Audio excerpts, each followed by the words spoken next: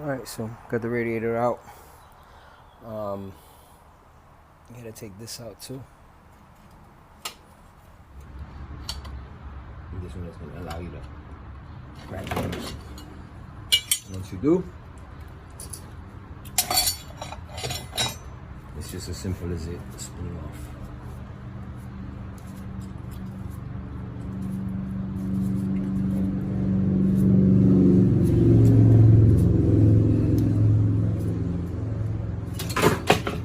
Crack this nut, loosen it up. After you loosen that one with a 13mm wrench or socket, you have to loosen this 13mm and the one behind here. Alrighty, so for the alternator, you loosen that bolt, and then you grab the 19mm here, and as you can see, it'll this way moves it forward. The AC belt before you take off the alternator belt is behind. So the alternator belt rides on this groove here. Power steering on the front groove, and the AC in the middle. And AC, crack a 13mm back here, and then 19mm here, walk it forward, and then the belt to come off. So, like I said, most of these belts are pretty new, so no point in replacing them, although I did buy them. I'm gonna take off the water pump pulley. It's 3 10mm bolts. All right, so the next thing you have to do is take off the position sensor. Crank position sensor down there, if you can see it right there with them. It's being held in by a alrighty, so the timing belt covers off, as you can see right here, the upper timing cover, and it required that you take off a bracket that screws on there for the alternator, which I didn't see. Alright, now we're going to take off the water pump. I believe it's 3 10mm or 13mm bolts. And the only other thing to stress is make sure you have a bucket down there to catch the antifreeze that's going to leak out inevitably. Sure that that mark and that mark right there, that's top dead center, they're in alignment 100%. If they're not in alignment, stop. It takes 2 rotations of that the crank for this to align here. Center, and you get the harmonic balancer off. Now you're going to get that timing belt.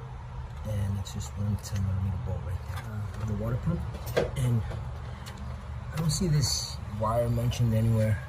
It's actually one of the sensors, so hopefully I'll be able to. It's pinched and it's routed in a weird way. In any case, it's 3 13mm bolts, one here, one there. So take that on next. Now we take off. Last but not least is the tensioner. I got the timing belt all out, and now what I got to do is clean up the timing belt. The water pump opening, the gasket off of there. But as you can see, I've already begun cleaning everything else. I'm also cleaning up the timing belt covers. And yeah. Now I've already put the tensioner in, and the next thing that's going to go in is the pump. After I put these 2 components on, after I put the pump on and the tensioner kind of just snugged in, then we move on to the putting the belt in. Alrighty, so the water pump is in. Now the 3 bolts, you gotta, for this car it's 16 pounds, so I'm going to go ahead and torque them down.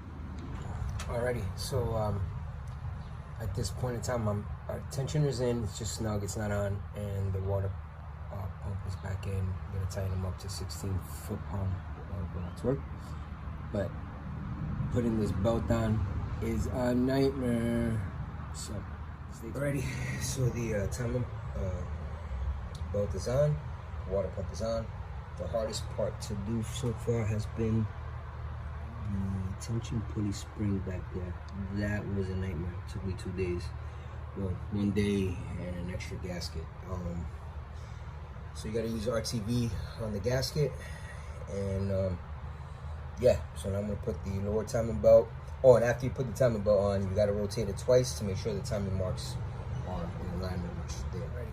So I got the majority of the components back in. Timing belt covers in, pulleys in. I haven't done the water pump pulley yet. You're supposed to wait, and that's mostly dust that you see there from cleaning that up, the corrosion. But anyway, coming along. It's July 4th, so I may be taking a break in a few. Coming back to it. Stay tuned.